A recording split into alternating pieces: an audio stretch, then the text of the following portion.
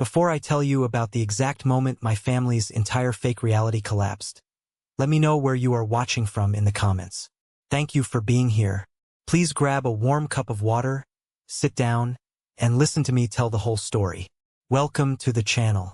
My name is Claire Bennett. I am 34 years old, and I restore rare and antique books for a living.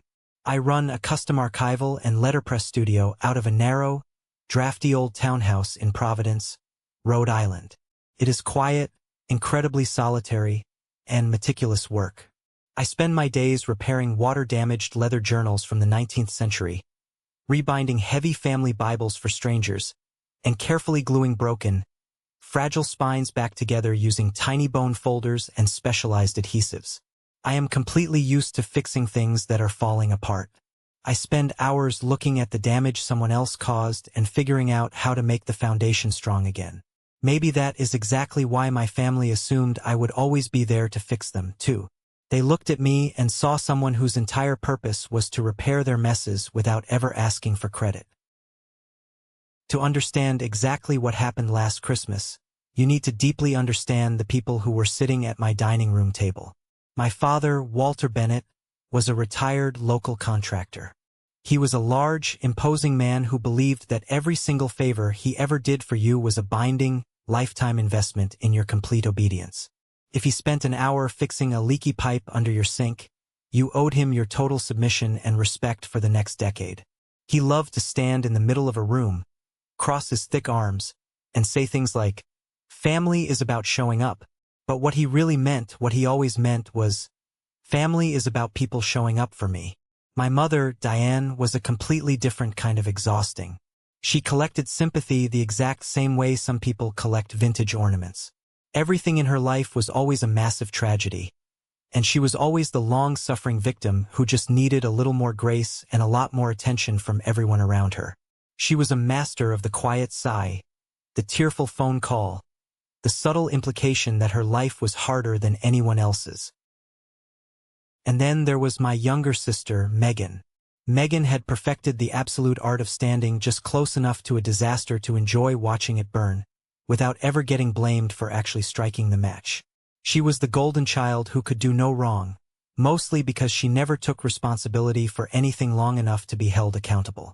The story my parents told the rest of the world, especially the people at my mother's large community church, was very simple and incredibly effective. It went exactly like this. Poor Claire, always overwhelmed, always needing help with the children, always one step away from a complete mental and financial breakdown. That specific version of me was incredibly useful to them. It made Walter look like a heroic, protective patriarch who was generously keeping his struggling daughter afloat, and it made Diane look like a selfless saint of a grandmother.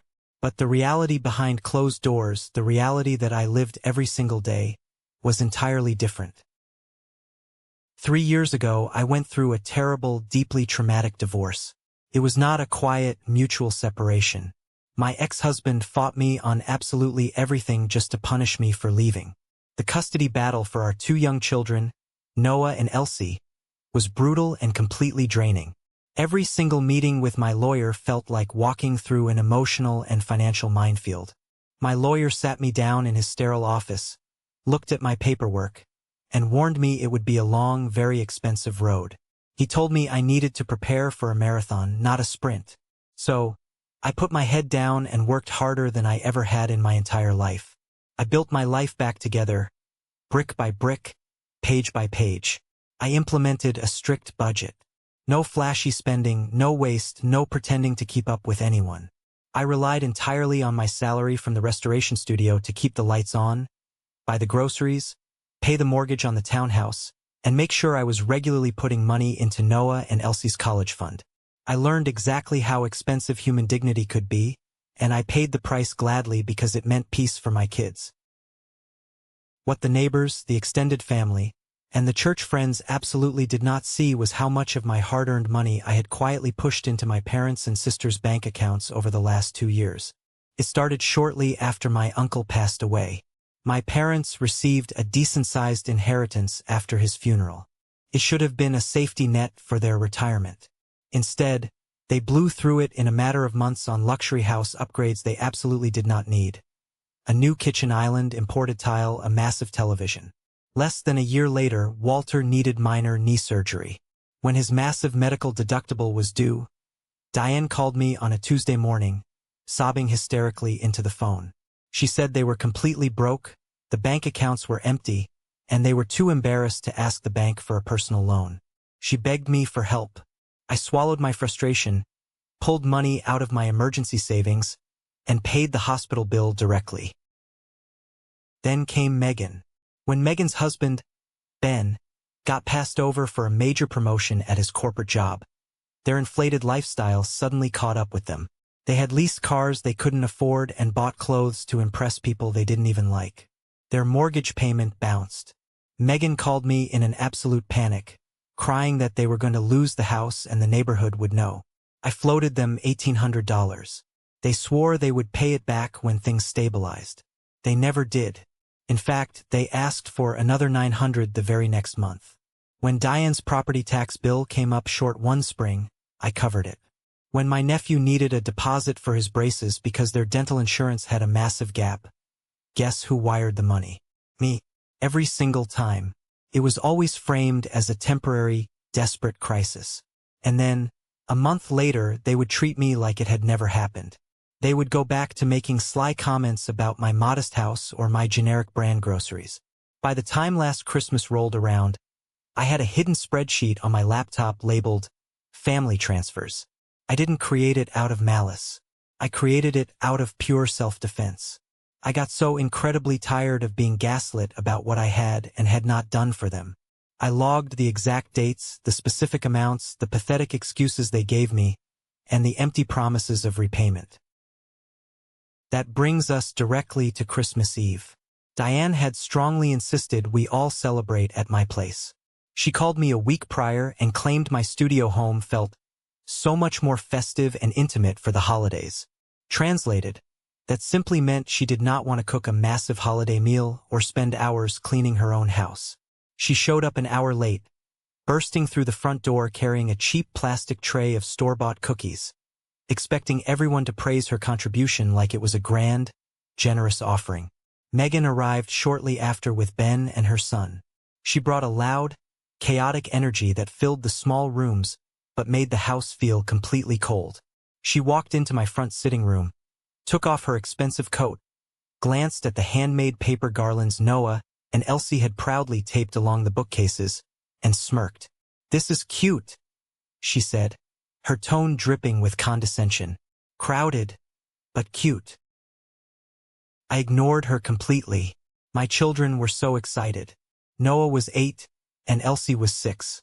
They were wearing matching red holiday sweaters, and they were still young enough to genuinely believe that family gatherings were supposed to feel safe, warm, and happy. Walter came in last. He stomped the snow off his heavy boots, took one heavy look at the noise, the discarded wrapping paper on the rug, the kids moving quickly between the adults, and his jaw set hard. I knew that specific look. I had known it since I was a little girl sitting in the backseat of his car. His expression always darkened rapidly when the joy in a room did not center entirely around him. At one point before dinner, little Elsie tugged on his sleeve. She was holding up a tiny, glittering star she had carefully glued onto a handmade place card specifically for him. She was beaming with absolute pride. He barely even glanced down at her. "Maybe later," he grunted, aggressively brushing his arm away from her small hands. She walked back to me, her bright smile faltering, and a sharp, hot wave of anger rolled over my nerves. I pulled her close and told her it was beautiful. At dinner, I was physically and emotionally exhausting myself trying to hold the room together. I passed the heavy bowls of mashed potatoes, poured hot apple cider into the glasses, checked on the roast in the oven, and forced a massive, fake smile for the sake of the kids. The tension was thick enough to cut with a knife. Then, Noah accidentally bumped his water glass with his elbow. It clattered loudly against his ceramic dinner plate. It did not break. Nothing spilled.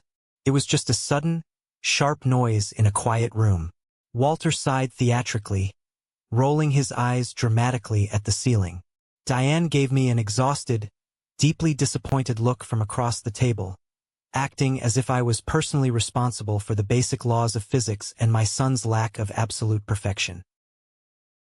Then Walter slowly stood up. He picked up his metal fork and tapped it sharply against his glass.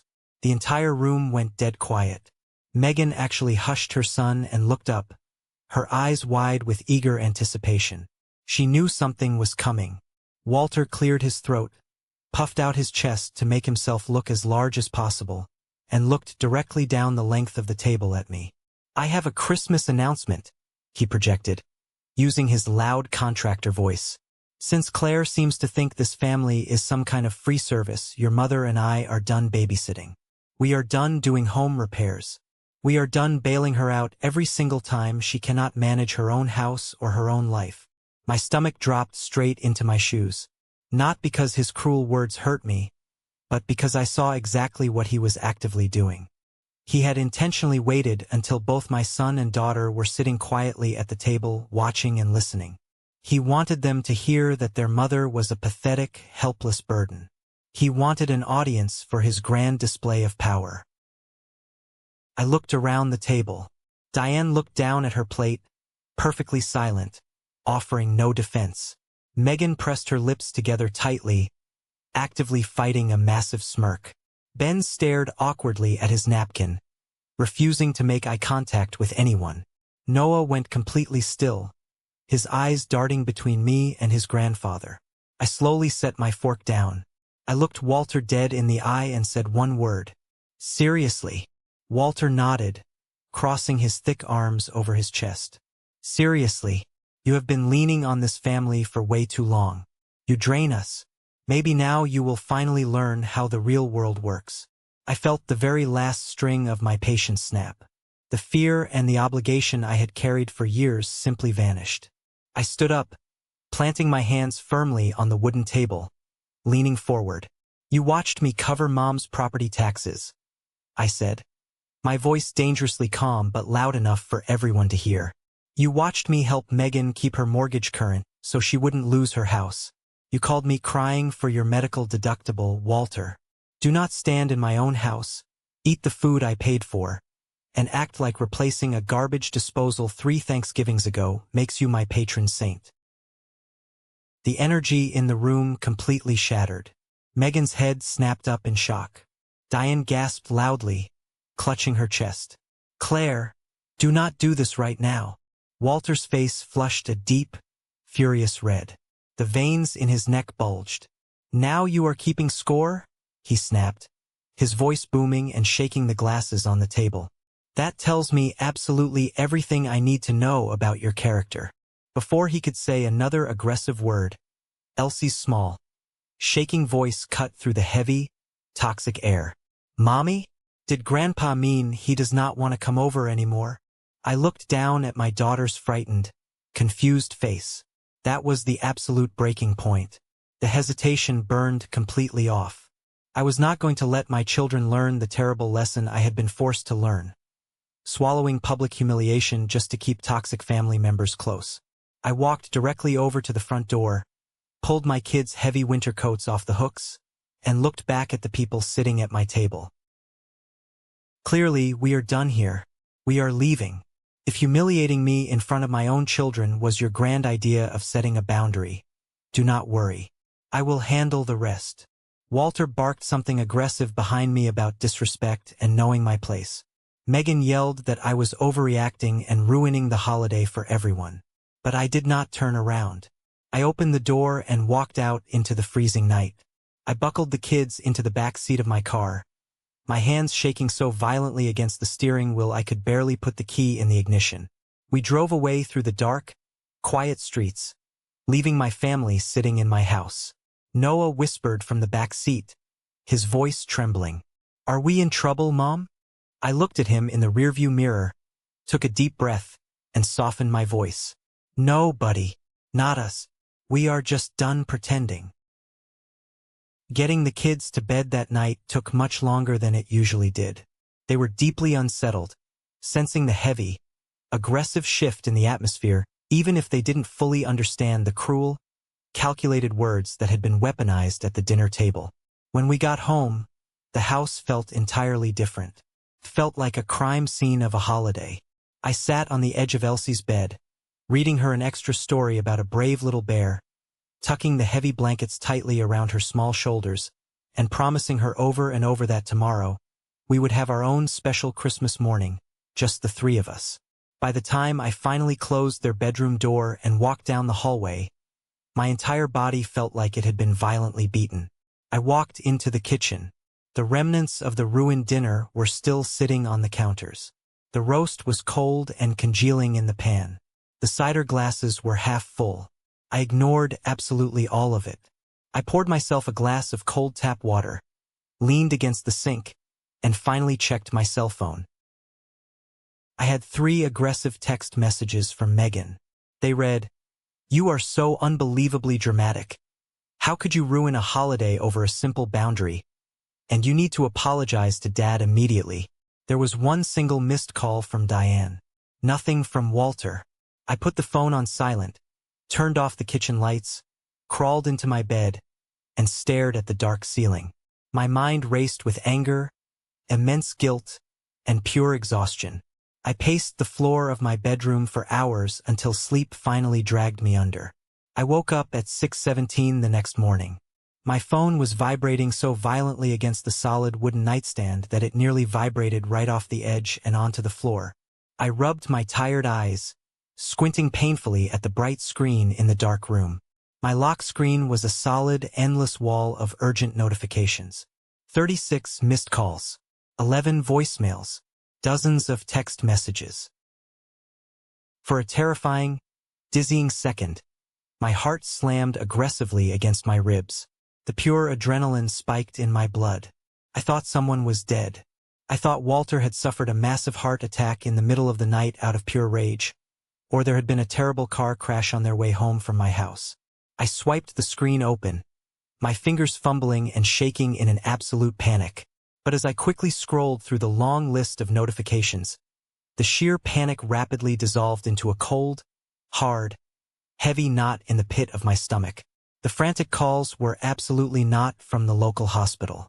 They were from Diane, from Megan, from my Aunt Joanne, from 2 different cousins who lived out of state. Even an old family friend, Susan from the church, who had absolutely no business having my personal cell phone number, had tried to call me twice. In my specific family dynamic, that exact pattern of frantic, wide-scale communication only meant one thing. Somebody had already turned the narrative into a massive public event. The spin machine was working overtime. I opened my text messages first, bracing myself for the impact. "Call your mother right now. She is devastated.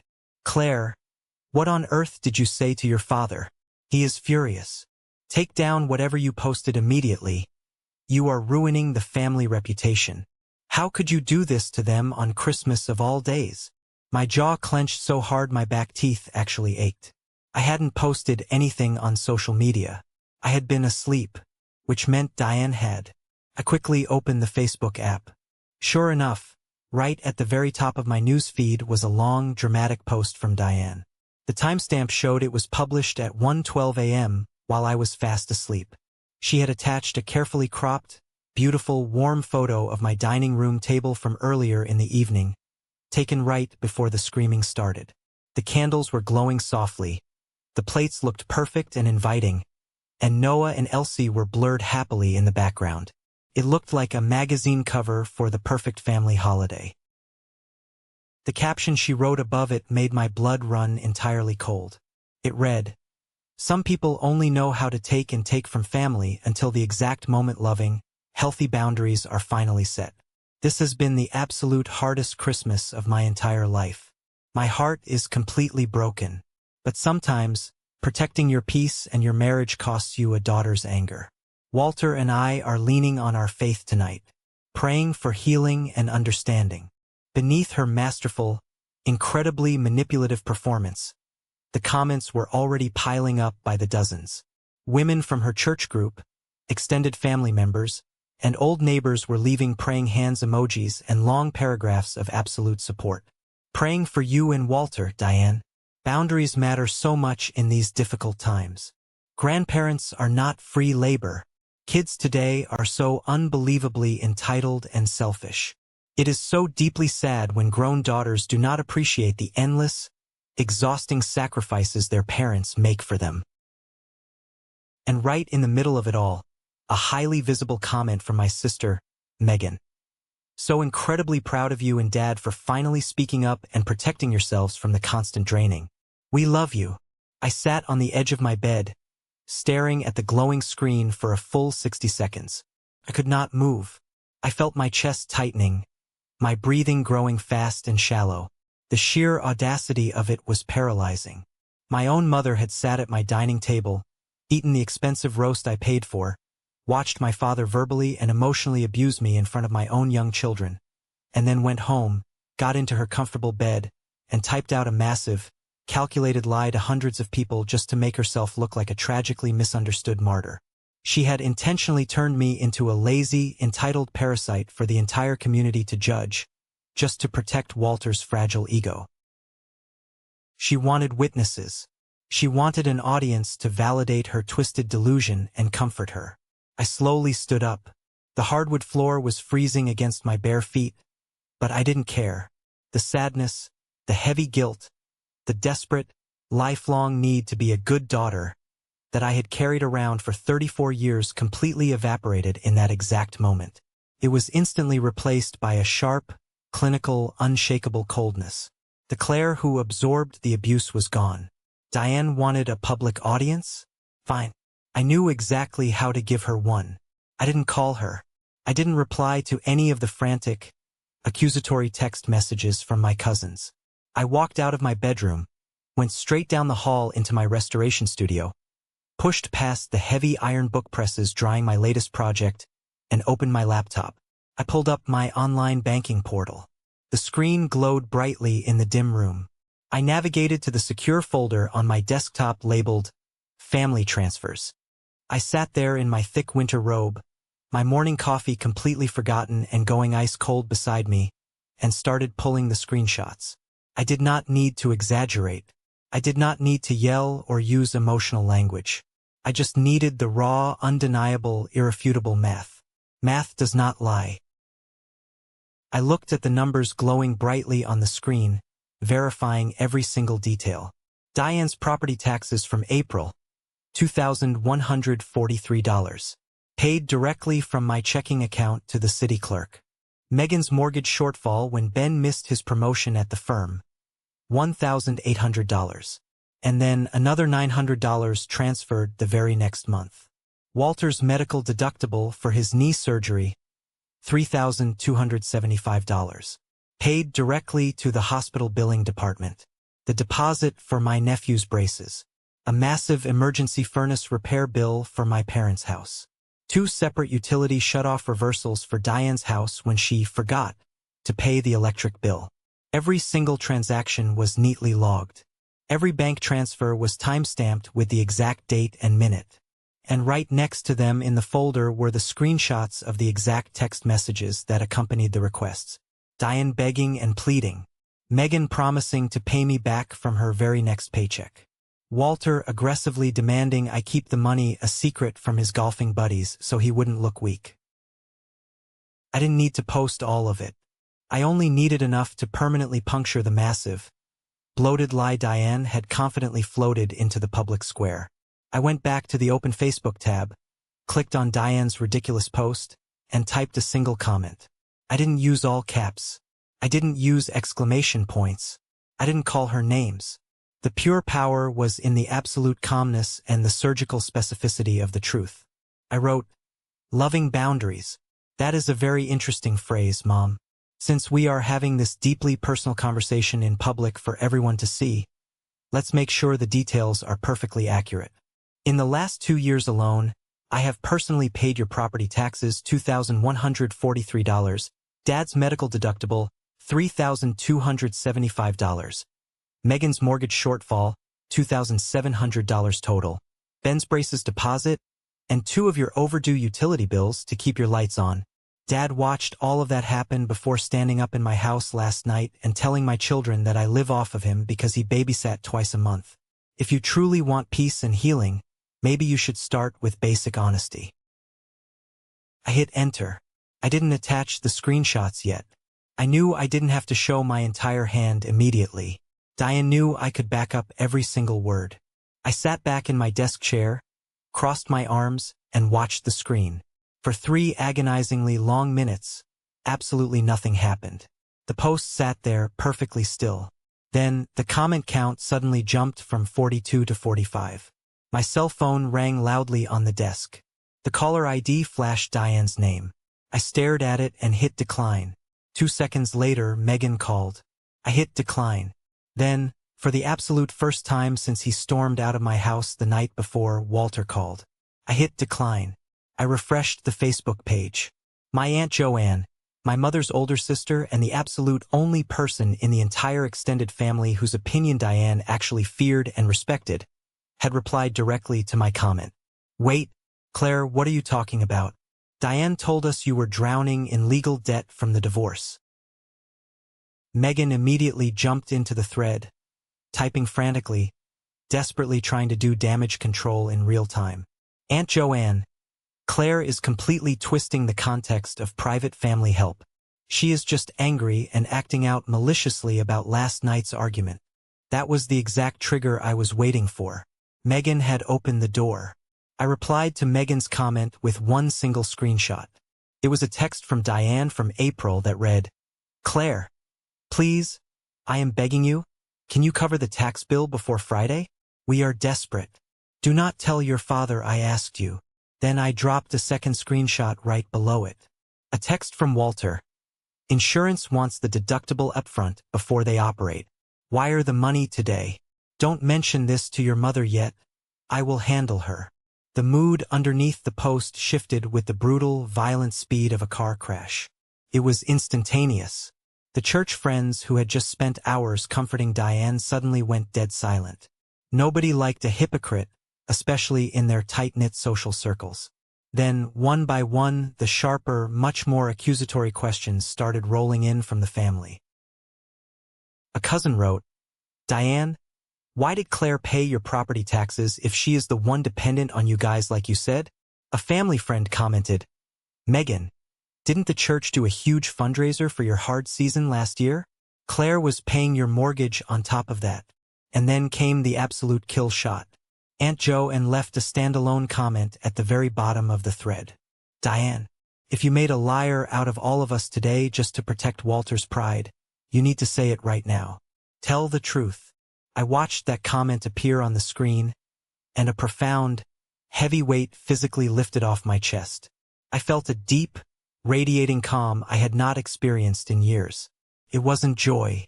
It wasn't exactly happiness. It was just the incredible feeling of standing up straight after putting down a massive boulder I had been carrying on my back for a decade. 7 minutes later, the screen went completely blank. An error message popped up. Diane had panicked, realized she was trapped, and deleted the entire post. But it was way too late. The internet is forever. The screenshots were already moving rapidly through the family group chats. My phone buzzed with a furious voice memo from Megan. She was screaming so loud the audio clipped and distorted. Walter left a seething voicemail calling me a vicious, ungrateful brat who is dead to me. Diane texted a single, pathetic sentence. You could have handled this privately. I actually laughed out loud in my empty kitchen. Public humiliation at my Christmas dinner table in front of my children was perfectly fine for them, but one factual, mathematically correct correction on the internet was suddenly a massive violation of privacy. By noon, the tide had completely turned. Relatives were calling me not to scold me, but to ask if I was okay.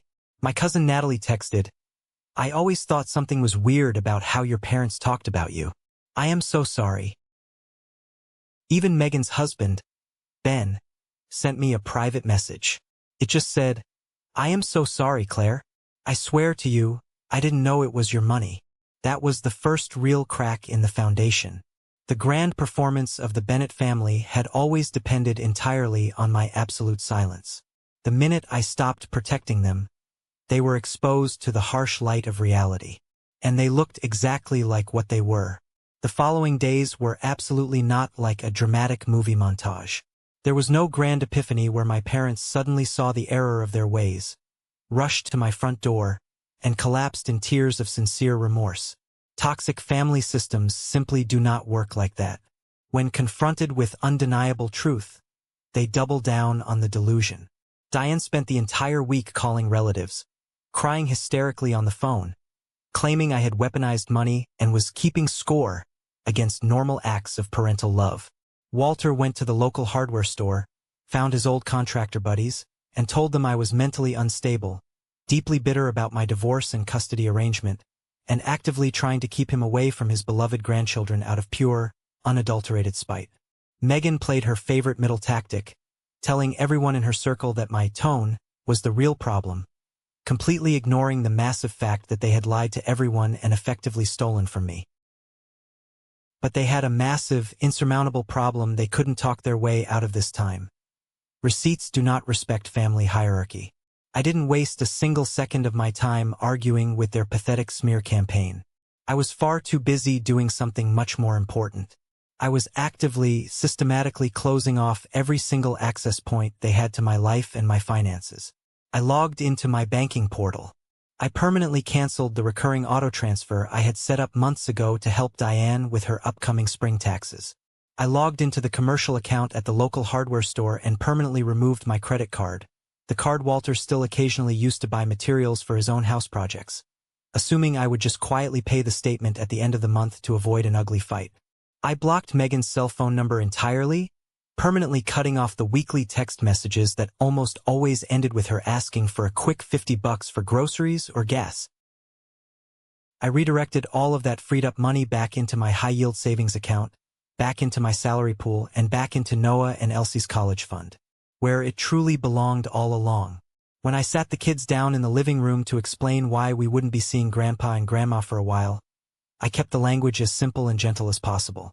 Noah nodded slowly, his young eyes holding a serious, deep understanding that broke my heart a little. Elsie looked up at me, her lower lip trembling, and asked, "Mommy, did I do something bad with the place card? Is that why Grandpa is mad?" I got down on the floor, pulled her tightly into my lap, and hugged her until she stopped shaking. "No, baby, you did absolutely nothing wrong. Sometimes grown-ups act badly because nobody ever taught them how to be kind or how to tell the truth." A week after Christmas, Walter, Diane, and Megan realized their back-channel gossiping and manipulation wasn't working anymore. The extended family wasn't taking their side. Ben had completely separated his finances from Megan after realizing she had lied to him about where the bailout money was coming from.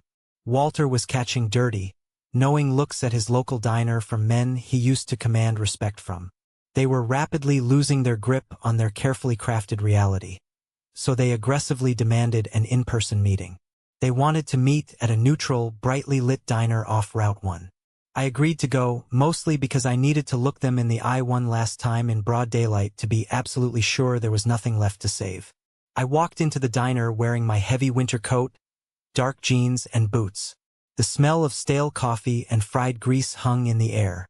Walter was already sitting in the vinyl corner booth, his face red and puffy, a cup of black coffee in front of him. Diane was clutching a paper napkin, tearing it into tiny pieces, looking extremely nervous. Megan slid in next to her, crossing her arms tightly like she was preparing for a physical war. I slid into the opposite side of the booth. I didn't take off my coat. "You have exactly 10 minutes, I said, looking directly at Walter. Walter immediately puffed up, using the loud, booming voice he thought projected absolute authority. "You went way too far this time, Claire. Whatever problems we have behind closed doors, you do not shame your family in public. You embarrassed me." I stared at him, my face completely blank. "You stood up at my Christmas table and called me a financial burden in front of my own children." He waved a large hand dismissively. "I was setting boundaries. You need to learn independence. You rely on us too much." "No," I replied, my voice dangerously quiet but completely steady. "You were performing. You wanted to feel big, so you tried to make me small. You wanted an audience. Megan leaned forward, her eyes narrowing. Everyone is exhausted by your resentment ledger, Claire. You hold money over our heads like a weapon. Megan, I said, cutting her off instantly, pointing a finger at her. You have been taking my money for 2 straight years while letting Mom tell the entire church congregation I am barely scraping by. Do not ever confuse my silence with dependence. The booth went dead quiet. The waitress walked by and quickly hurried away. Walter let out a short, ugly, condescending laugh. There it is. You always were exactly like your mother. You keep score. You hold grudges. You make every piece of kindness transactional. Years ago, that specific accusation would have gutted me. It would have sent me spiraling into tears and frantic apologies, desperately reaching for my wallet to prove my unconditional love. But sitting in that diner, looking at his angry, entitled face, I felt absolutely nothing but pure clarity. Because what he had offered me my entire life wasn't kindness. It was control dressed up as sacrifice. I stood up from the booth. Walter actually looked startled, his eyes widening slightly, as if he genuinely believed his booming voice was a physical restraint that could keep me seated. I pulled a crisp $20 bill out of my pocket, dropped it flat on the table to cover their coffees, and looked down at my father. You do not get to see Noah and Elsie anymore, I said clearly, enunciating every single word. Not until they are old enough to understand exactly what emotional cruelty looks like. You do not get to drop by my house. You do not get to call my phone. And since you care so much about what family means, Walter, here is your final lesson.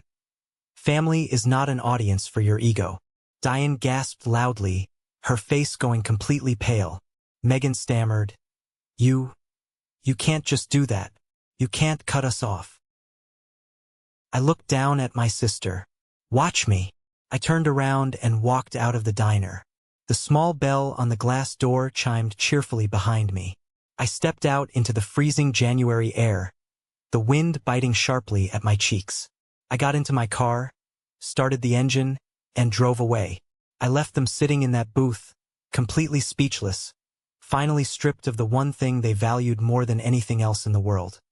My silence. What happened over the next few weeks was not some dramatic, sweeping movie montage where everyone instantly learned their lesson and begged for forgiveness. Real life is much messier than that, which honestly made it significantly more satisfying in its own unique way. The complete collapse of my family's fake reality was a slow, quiet, and absolutely devastating process for them. Later, the exact same night of our intense diner meeting, Megan's husband, Ben, called me. He sounded physically exhausted, like a man who had just run a marathon. He told me that Megan had come home from the diner absolutely furious, pacing the length of their living room, aggressively ranting about how disrespectful and cruel I was. But Walter had followed them back to their house. Walter barged straight through their front door, demanding that Ben get his wife in line and loudly complaining about his own entitlement to my salary and my time. Ben had finally had enough. He walked Walter right out onto the front porch, standing under the bright porch light right in front of the neighbors' houses. Ben pointed a finger directly at my father's chest and told him he was absolutely no longer welcome in their home until he learned the clear, distinct difference between helping his children and dominating them. That specific detail mattered to me a lot more than I initially expected. Not because I needed a man to validate my personal experience, but because deeply controlling men like Walter completely depend on the silence and compliance of other men to maintain their power. The absolute second Ben stood up straight and refused to play along with the charade, Walter lost his primary audience. He lost his grip. From there, the social exile officially began. It was small on paper, but for people who are entirely obsessed with their public image, it was a living nightmare. Diane completely stopped being invited to host the large extended family Sunday lunches. My aunts and cousins politely but firmly declined her weekly invitations because absolutely nobody trusted her version of events anymore. They had all seen the receipts. She could no longer go to her church group and play the tragically misunderstood victim, because the women sitting in the wooden pews right next to her had seen the undeniable bank transfer screenshots with their own eyes. When she tried to bring up my name to garner sympathy, they changed the subject. That kind of silence is deafening to a narcissist. Megan's social media feeds got noticeably quieter. She completely stopped posting her perfectly curated, heavily filtered family content. She simply could not post beautiful, fake holiday traditions without people in the comments remembering exactly what had actually happened and who had really paid for her lavish lifestyle. Her husband's missed promotion no longer seemed like an excuse for her to act superior. As for Walter, the loud, booming man who loved absolutely nothing more than being consulted as the ultimate authority on everything, he stopped getting phone calls. His old contractor buddies stopped asking him for practical advice on their home projects. They had seen the absolute truth. One of his oldest friends, a guy who had known him for 30 years, actually cornered him at the local hardware store. He looked Walter straight in the face and told him that a real man does not brag about his immense pride while his daughter secretly pays his medical bills. That kind of public exile is an incredibly heavy weight to carry. Still, Walter did not apologize to me. He doubled down aggressively. He told anyone who would listen that my bitter divorce had completely ruined my mind. He claimed I was maliciously weaponizing my kids against him just to win a petty argument. He told Diane I would eventually break down, run out of money, and come crawling back to them, desperately begging for their approval because that was what I had always done in the past. He was completely and utterly wrong. I spent the rest of that cold winter focusing entirely on my work, my deep peace of mind, and my 2 children.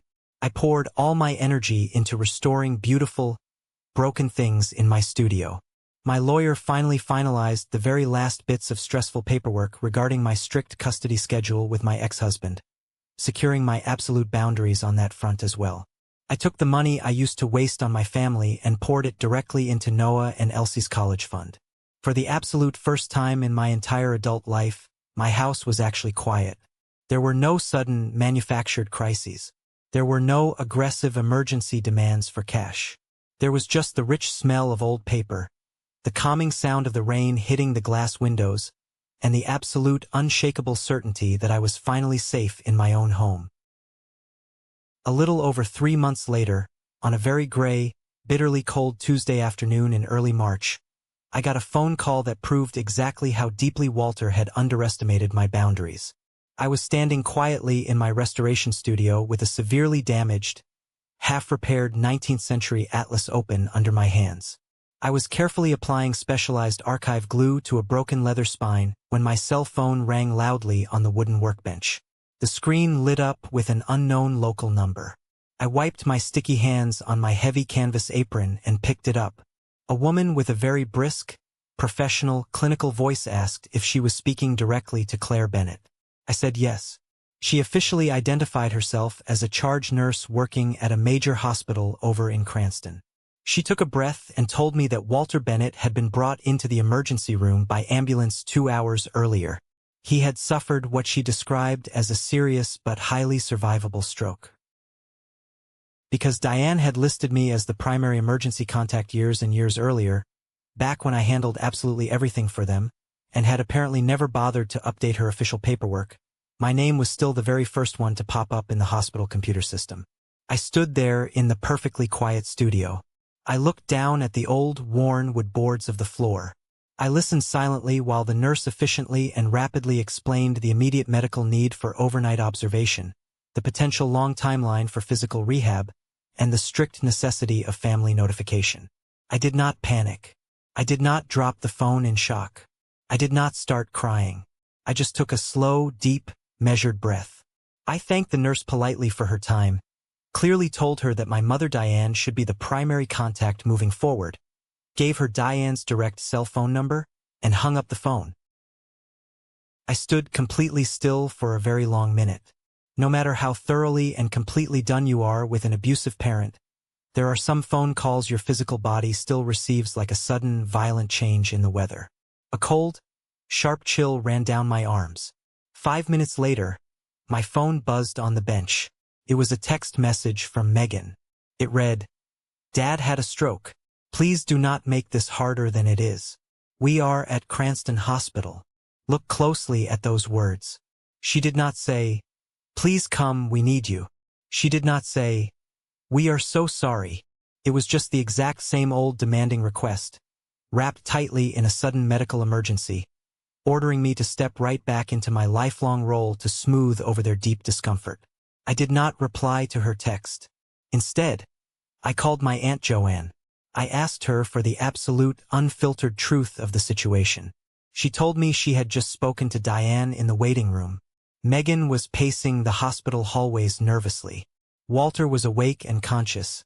His speech was heavily slurred from the stroke, and he had actively asked for me twice. Then Joanne paused on the phone, her voice softening with sadness.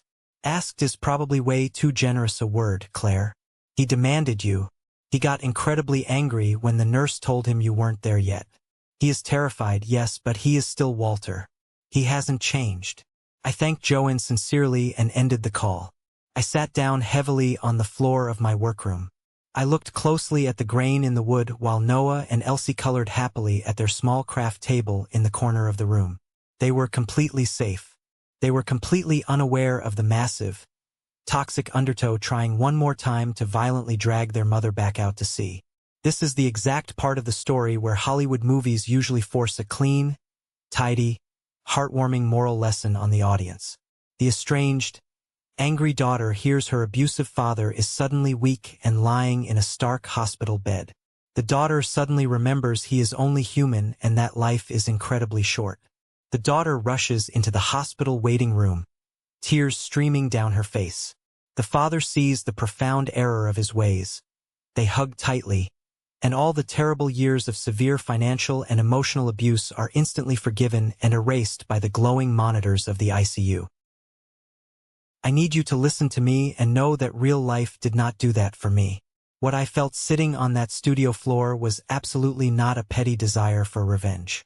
It was the crushing, suffocating weight of every single time I had completely abandoned my own dignity just so Walter and Diane could keep their fragile, bloated egos perfectly intact. I vividly thought about Walter standing aggressively at my Christmas table, loudly announcing I was a worthless burden. I thought about Elsie's tiny, shaking voice asking if Grandpa didn't want to come anymore. I thought about the sheer, unadulterated audacity of that diner meeting. People love to romanticize sickness. Society acts as if physical frailty automatically creates deep, sincere moral remorse. Let me tell you a hard truth. It doesn't.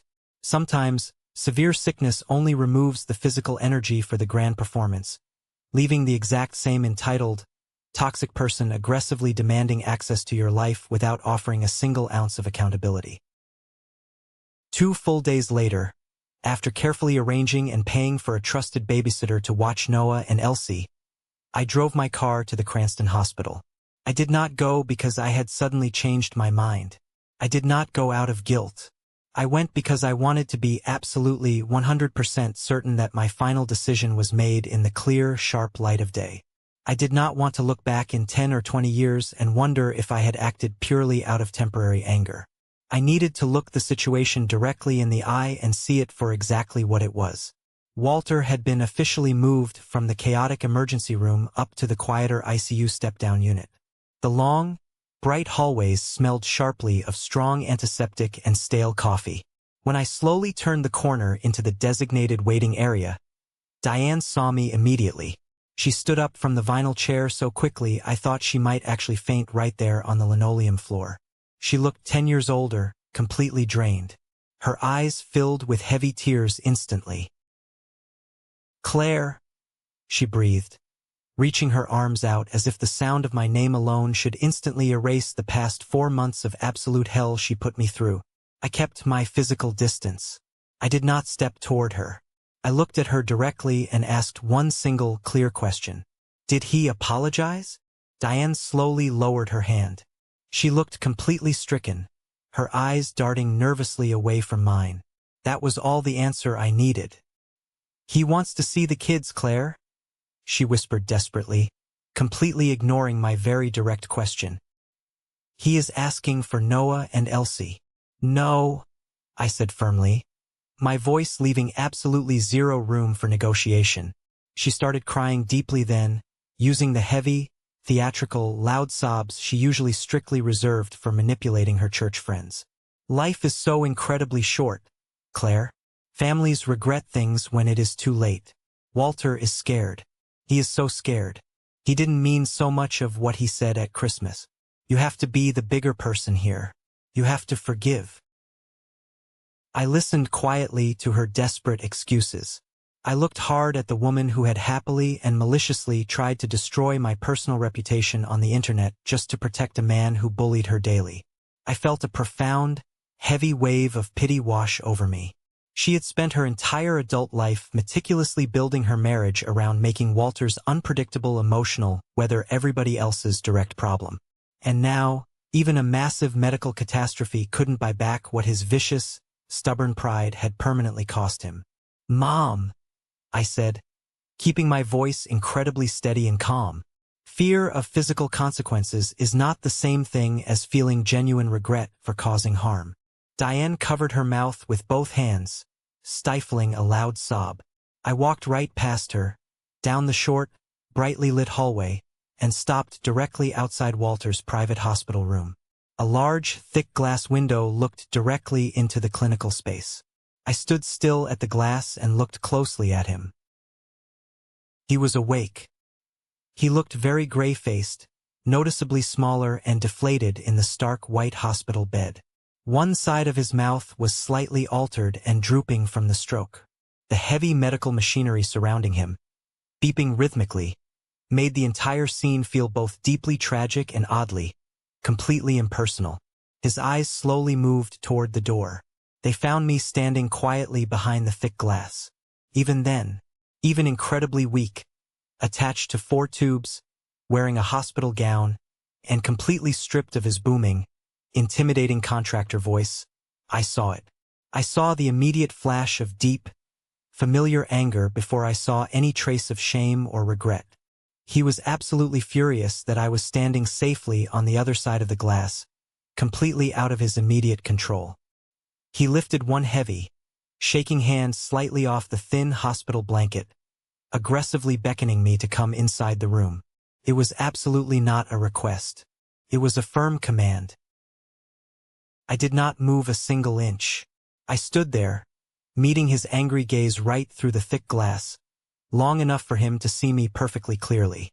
Long enough for him to fully understand that my physical distance was a deliberate, permanent choice, not a temporary accident.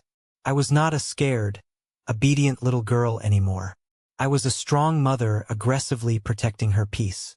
And then, I calmly turned around. Diane said my name one more time from down the hall, sharp with complete disbelief. Megan stepped out of the waiting room, staring at me with her mouth open like I had just broken some sacred, unbreakable rule of the universe. Maybe I had. Maybe the unspoken, sacred rule in the Bennett family had always been that Claire absorbs the heavy hits.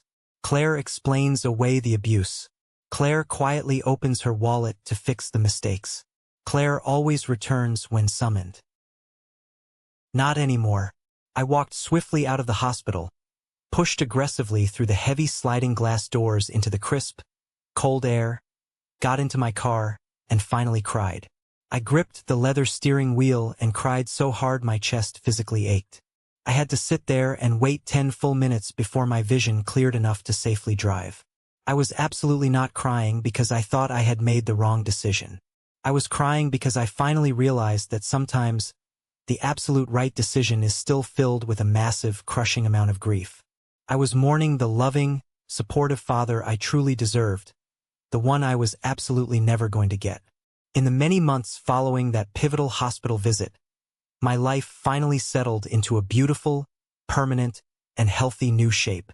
Walter was eventually moved from the hospital into a physical rehab center, and then permanently into a much smaller assisted living arrangement.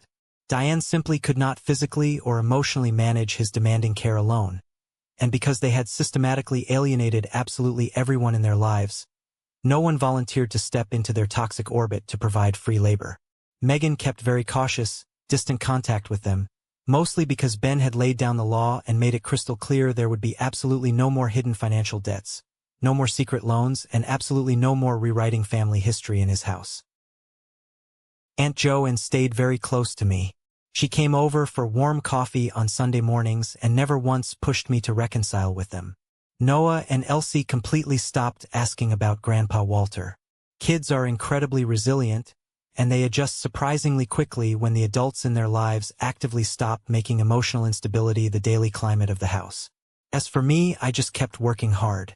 I kept quietly rebuilding my savings account.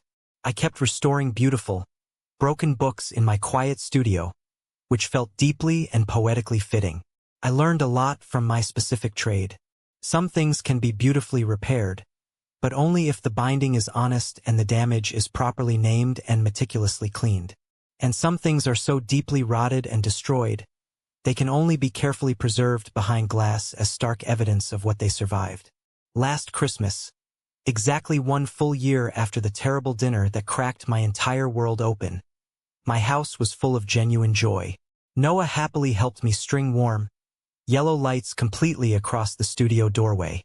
Elsie sat happily at the kitchen table, aggressively stamping little gold stars onto handmade paper gift tags. We baked fresh cookies that absolutely did not come from a cheap plastic tray. There was no thick tension in the air. There was no grand, aggressive, humiliating speech. There was absolutely no one tapping a metal fork against a water glass to make me feel incredibly small in my own home. There was just peace. Real, deep, hard-earned, beautiful peace. The exact kind of peace my mother tried to fake in that midnight Facebook post and never actually understood.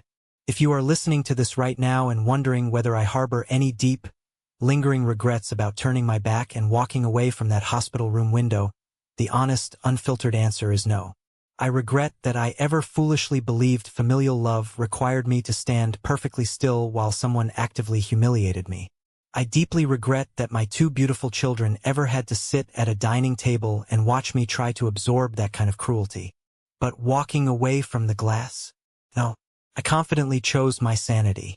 I firmly chose my financial independence. Most importantly, I chose my children. I chose to be the exact version of myself they truly deserve to learn from. So, I will leave you with the ultimate heavy question Walter forced me to answer for myself, standing there in the cold, sterile hospital hallway. If the person who hurt you the most in this entire world was finally physically weak enough to truly need you, but still not emotionally honest enough to own the profound damage they caused, what would you do? Would you walk in, or would you walk away? Thank you for sticking around and listening to my story. I know it was a heavy one, but getting it out there feels like dropping a massive weight off my shoulders. I hope this resonated with you in some way. Have you ever found yourself in a similar situation? If you are hearing this right now, it means you made it to the very end of the video. You are part of what I call the 1% Club. I have a special favor to ask. Drop the letter W in the comments. Just a single W. It stands for winner. It is our secret signal so I can easily recognize the amazing people who stuck with me through the whole journey and chose to be winners in their own lives by setting healthy boundaries. If my story helped you feel a little less alone today, please hit that like button and follow the channel. It tells the algorithm to share this with other people who might really need to hear it right now. Stay strong, and I will see you in the next one.